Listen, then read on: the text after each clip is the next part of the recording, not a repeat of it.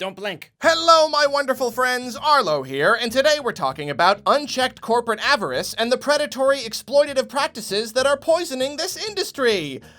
I mean Pokemon! We're talking about Pokemon. You know, Pikachu and Squirtle and all their little friends. That's what we're talking about today.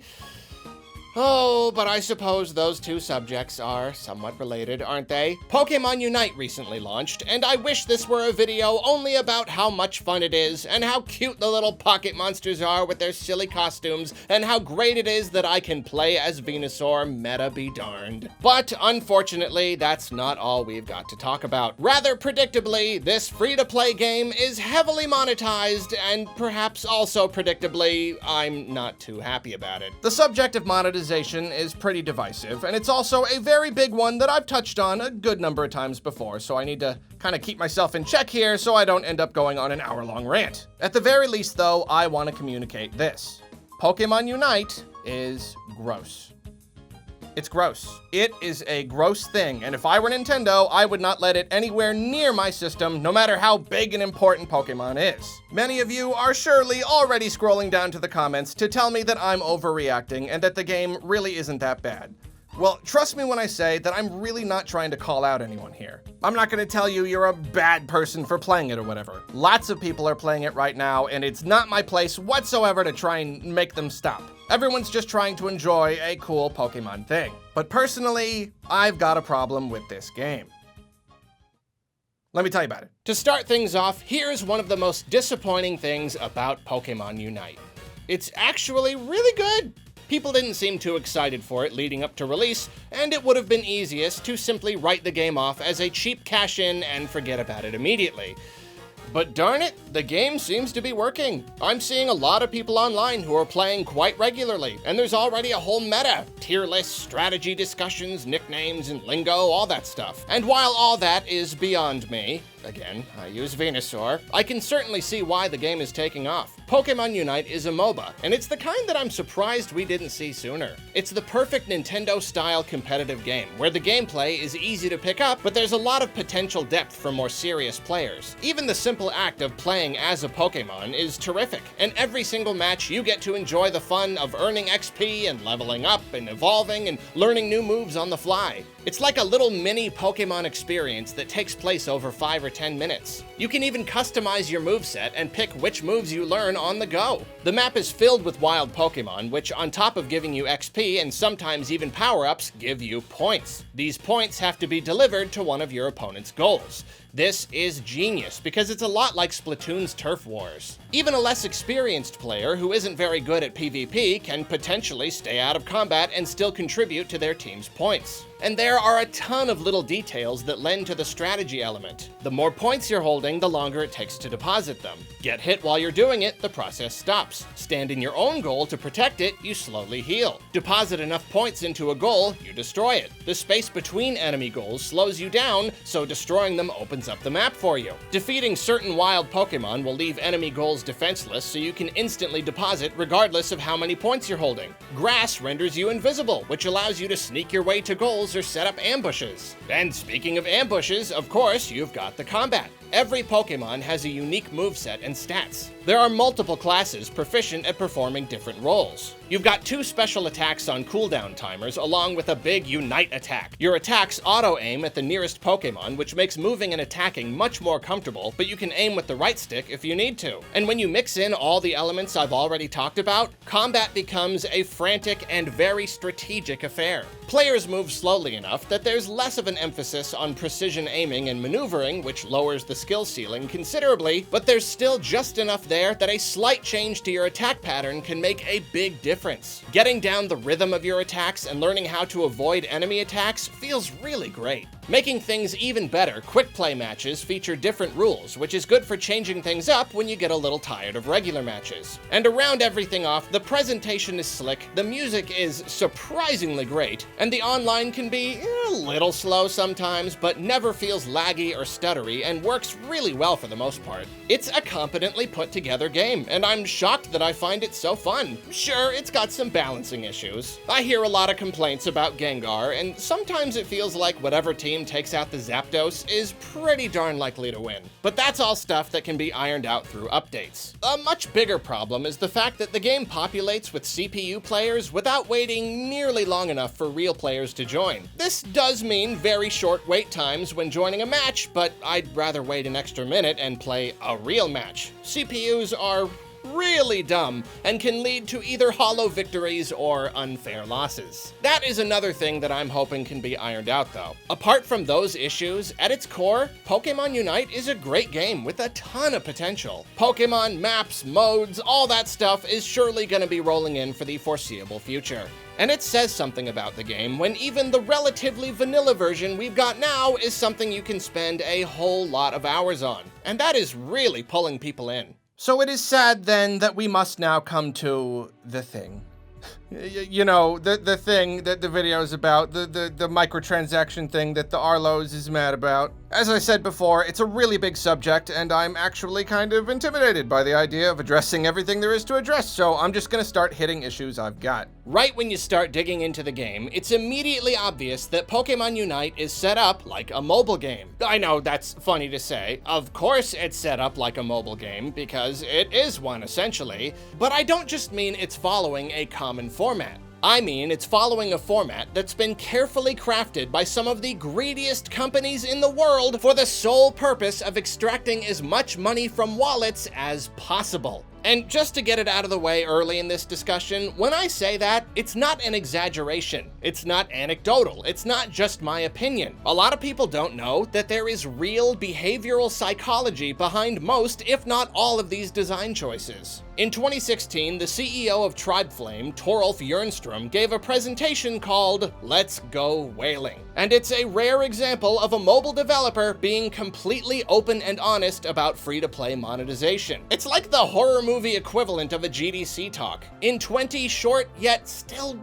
grueling minutes, he details how to manipulate players, how to identify player habits and use those habits to funnel them towards spending, how to lure players in, then hook them and turn them into whales through tactics such as making them jealous of other players. He literally calls these tricks. And he casually dismisses how damaging these tricks are to players and to the industry by assuring the audience, I'll leave the morality of it out of the talk. We can discuss it if we have time later. Cool.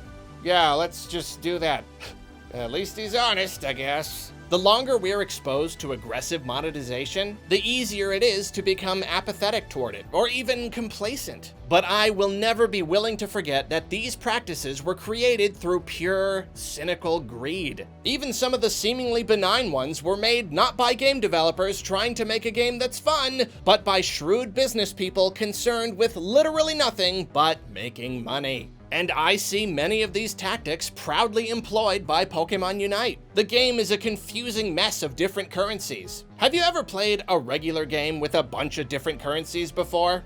I'm willing to bet that you haven't. And that's because the entire purpose of this system is to confuse players. Throw so many different currencies at them that they can't even quite grasp the value of most of them, and so the simplest and easiest option is just to buy the game's premium currency and save the headache. Again, this is not speculation on my part. This is a real thing that is done very purposefully across the industry, and Pokémon Unite is no exception. Similarly, the game features about 1 billion different challenges to complete, spread across multiple menus. Every little way you can interact with the game will complete challenges and earn you rewards. Under normal circumstances, this wouldn't be so bad. I mean, I'd like stupid little challenges to complete, boxes to tick, tiny little rewards for just doing what I'm doing. It's satisfying in its own way, but as with a lot of otherwise benign ideas, this one changes depending on the context surrounding it. And when microtransactions are involved, these kinds of challenges feel a whole lot more sinister. Again, have you ever seen this kind of thing in a game you paid outright for?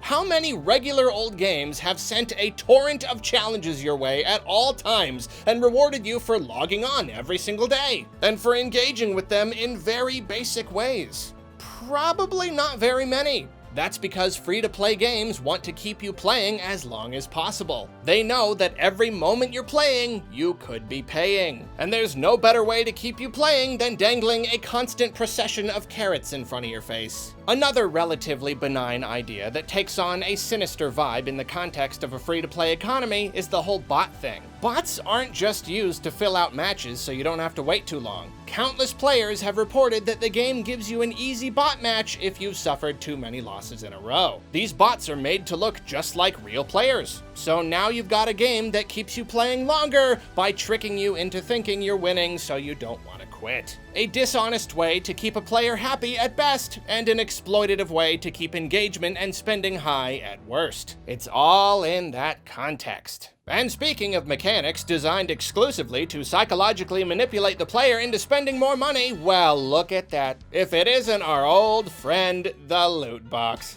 Of course, Pokémon Unite has loot boxes. Because why wouldn't it? It's not like entire countries are starting to ban them because they not only prey on people with gambling addictions, but have been proven to actually create gambling addictions in children. Oh wait, yeah, that's a thing. Loot boxes are a whole facet of this conversation that I could spend way too much time on, and that many people much smarter than me have already talked about at length. But to sum up my feelings, I'm 100% against them.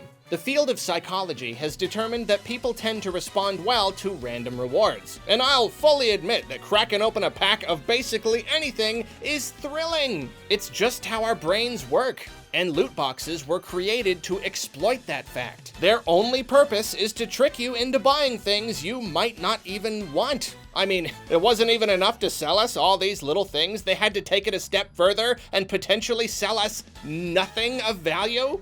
And of course, if you pull nothing good, you want to try again. If you do pull something good, you're encouraged to keep going so you can recreate that feeling of triumph. It's win-win for whoever sold that box to you. Loot boxes are a blatant scheme, plain and simple. And Pokémon Unite hides cosmetic items with microscopic pull rates inside of these boxes, or whatever the heck they're called in this game. I don't even care. They're all the same. They're all designed to addict you. It's another reason you only see them in free-to-play games. Though actually, I'm silly. I forgot that there are games that use all these monetization tactics despite not being free-to-play. Games that have free-to-play economies despite costing full price.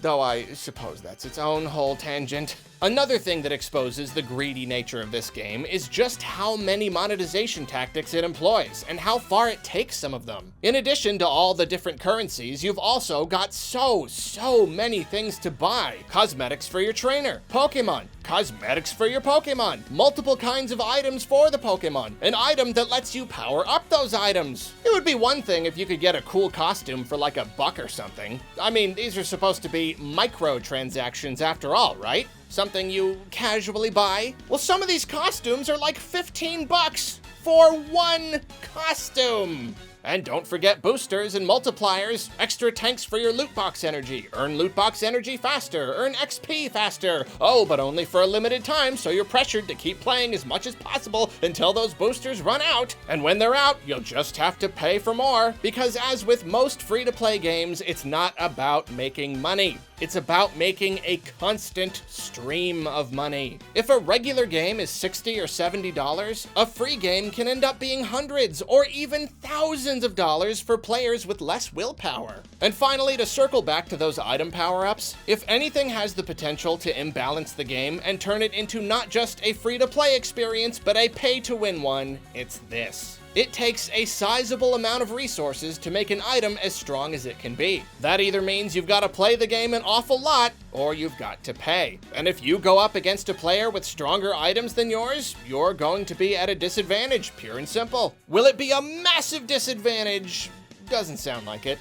But where do you draw that line? How big does that advantage have to be before it's unfair? The fact of the matter is that you can pay to get stronger. If you don't pay and someone else does, they're going to just be better than you, at least somewhat. Just because it's subtle, that doesn't mean it's fair. That's most of the main stuff, so now I'd like to go over some common defenses I see in regards to these practices. Some in the context of this specific game, and some you hear when discussing microtransactions basically anywhere. For this part of the discussion, I think I could use some help. Other Arlo? Yes? Will you do the honors, please? Absolutely. How about start things off with a very common one? Can do. It's a free-to-play mobile game. They're all like this. That doesn't make it right. There are many things in this world that are very common and also very not right. Also, this game is on the Switch, not just mobile phones. Well, whether you like it or not, a free-to-play game's gotta make money somehow. Correct. But it absolutely does not have to employ psychological manipulation tactics to encourage a constant stream of spending. It also doesn't have to charge so much for everything. A free-to-play game can make a lot of money by encouraging lots of people to spend a little money rather than trying to create a small number of whales that spend a ton. Even if the average player spent only a few dollars throughout the life of the game, it would still be a massive financial success. It doesn't need to be easy to spend hundreds or thousands. Purely cosmetic microtransactions are completely harmless because they don't affect the gameplay whatsoever. Even if they don't help you win, they still offer incentive to spend when rewarded through these seedy tactics we've been talking about. Manipulation is manipulation, and money-related manipulation is not okay. Also, a game's aesthetics absolutely factor into how enjoyable it is for most people. Otherwise, skins and such wouldn't be so highly sought after. They might not affect the gameplay, but they do affect the fun. The items in Pokémon Unite don't make it pay to win. It doesn't take that long to max out an item. Correct. But as I said earlier, it still gives an early advantage to people willing to shell out cash. Additionally, grinding to power up items can take an incredibly long time if you want to experiment with a lot of different ones. Boosters and multipliers are fine because they're purely optional. They're just a way to cut down on the grind.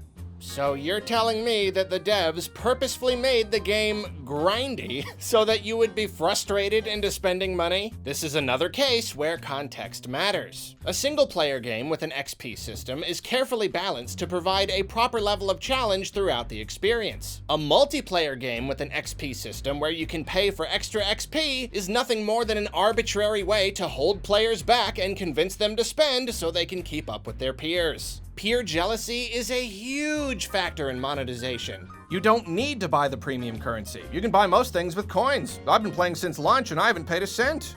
This is the best point you've made so far. And here is where I must admit. For a free-to-play game with tons of gross monetization, Pokémon Unite is actually easier to play for free than most. I spent a good while with it and never hit that free-to-play wall, where all of a sudden you realize that in order to progress any further or have a strong enough character, your only real choice is to spend. I never earned any gems or whatever the premium currency is, but I also didn't come across much that you have to buy with gems. Pokémon can be bought with regular coins that you earn through regular play. It takes a lot of coins, but you can do it. Whereas most games like this lock fighters behind either gems or loot boxes. I don't want to call Pokémon Unite generous, but it's certainly not quite as greedy as it could be. But here's my problem. This game only just launched. They've got all the time in the world to make any of this worse down the line. In fact, launching games, waiting for the reviews to come in, then introducing the nastier monetization later to avoid the bad press is a common practice. And just look at how Pokémon Go has been updated over the years, and how much of an effect that's had on the Pokémon company's bottom line. And while you're just looking, take a little peek at who helped them make this game. Yep, it's another big ol' thing we don't really have time for today, but suffice it to say that Tencent is the epitome of the evil megacorporation. Maybe Pokémon Unite won't take things any further. Maybe it will even ease up a little. They put out that survey asking people what they thought about the microtransactions after all. Or maybe it will add more items and make them even more expensive to power up and create more of a reliance on gems and pack more important items into its loot boxes. And even add in some brand new forms of monetization down the line. I mean, this is Pokémon and Tencent we're talking about. I'm not exactly feeling hopeful about the game's future. And now for my final and most... you can go now. Oh, right. Thanks, Other Arlo. Anyway, and now for my final and most important point. Even if Pokémon Unite is technically more generous than most free-to-play games, even if it could be a whole lot worse, even if you can play a ton without paying at all, every shady thing it does is made infinitely worse by the fact that it's a game for kids. The Pokémon franchise has fans of all ages, and a massive number of them are adults. But at its heart, Pokémon is a kid thing. That's how it's marketed, that's how its products are developed, and that's who it targets more than anyone. In fact, a very common response to criticism about the quality or difficulty of the games is, none of that matters because it's for kids. Pokémon doesn't care about you, they only care about the kids. So now, I'm gonna use the same argument right back. Lots of adults are playing and will play Pokémon Unite. But this is a free game with Pikachu's face stamped on it. It's going to be gobbled up by millions and millions of little kids. Switches, phones, tablets. It's gonna be on top of the charts for everyone to see, I have no doubt. And every single one of those kids will be exposed to exploitative, psychologically manipulative monetization. They'll be enticed by the idea of randomized loot boxes, which from a psychological standpoint have essentially been proven to be almost identical to the actual, literal gambling you find in a casino, which is something that is purely for adults and so strictly regulated that it's even illegal in all forms in some states and many entire countries. Kids with no clue about the actual value of money will be convinced that spending 15 bucks, the cost of an entire other game, on one skin for one Pokemon is a normal thing. If the game ends up anything like Fortnite, their peers will likely make fun of them for not having that skin. A kid's ignorance and natural lack of patience will be preyed upon when they find that it's going to take a long time to unlock their favorite Pokemon, but they could have it now if only they had some of those gem things. I mean, that's it right there, isn't it? It's a Pokemon game for kids who like Pokemon. And at any time, the game can dangle a new Pokemon in front of their little faces and tell them to cough up the dough or get ready to do some grinding. And if a kid who barely even knows what money is loves Wobbuffet more than anything in the whole world, you bet they'll spend any amount of money to have it. But if a kid spends a bunch of money on a mobile game, that's the parents' fault. They should be monitoring their kids and not giving them their credit cards. Thank you. It is true that it's a parent's responsibility to manage their kids when it comes to these kinds of games. But I've got a heaping helping of rebuttals to anyone leaning on that point as a justification. One, not all parents are educated on these matters. You may call that reckless ignorance, but two, not all parents even know that this is a thing that they should be educated on. Because aggressive monetization is a relatively new concept, and they probably think that they can trust something with Pikachu's face stamped on it. You get a kid a Happy Meal and discover the toy turns into a knife. It is perfectly reasonable to be upset. That is not something you should have to worry about. 3, because of this, many parents don't realize that the credit card tied to their account can be used by their kids in other apps. And in many cases, by the time they figure it out, it's too late and their kid has already spent $1,000. 4, even if a kid can't get away with whaling their way through a game, being exposed to these monetization tactics can set them up for problems in the future by normalizing the tactics and normalizing the idea of dumping unlimited amounts of money into one single game. And need I mention again the link between loot boxes and gambling addiction? You can still become addicted even if the loot boxes you get are all free. 5, just because a parent should be around to make sure their kids aren't getting scammed, that doesn't make it okay to try and scam kids. If I might indulge in another silly analogy, I can't go to the park and try to sell burritos filled with rocks to kids, and it's okay because it's their parents' fault if they eat them. They should have been paying attention. Never mind that I'm dressed up like a teddy bear and covering the burritos with candy and telling the kids that all their friends are eating burritos right now.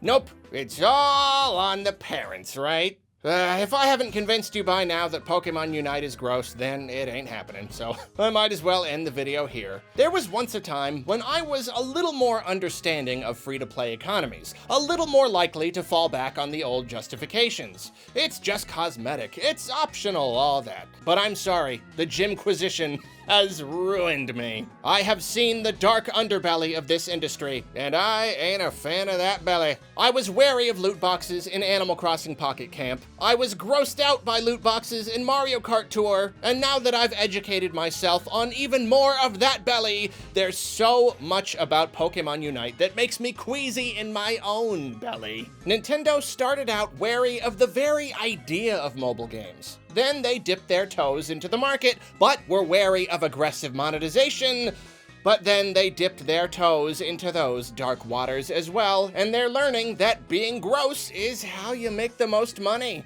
And even if they're still a little wary, or at least wary enough to not monetize their biggest console games as most other large companies would do in their situation, which is something I do think is worth mentioning, they can't escape being associated with Pokémon Unite. It's a Pokémon game, and Pokémon is mostly a Nintendo thing. The game hit the Switch before anything else. For all we know, there are executives at Nintendo who don't like that Pokémon Unite is on their platform, and simply don't have the power to stop it. People who would never make a game so exploitative. But that doesn't really matter, does it? At the end of the day, the game is on Switch, and it's got Pikachu's face stamped on it. And if it helps perpetuate the damage being caused to kids by an increasingly greedy industry, the Poke blood is on everyone's hands. Do Pokemon have blood? You never see the blood, even when they wail on each other. I mean, they gotta have blood, right? I don't know. Anyway, I know I'm probably asking for a big argument, but I'd love to hear what you think about Pokémon Unite and all this monetization stuff down in the comments. And in the meantime, What are you doing? Playing Pokémon Unite. Stop playing Pokémon Unite! But it's so much fun, and I've almost maxed out my Rocky helmet. Give me the Switch! Give me the Switch! No! Give me the... Is that my credit card?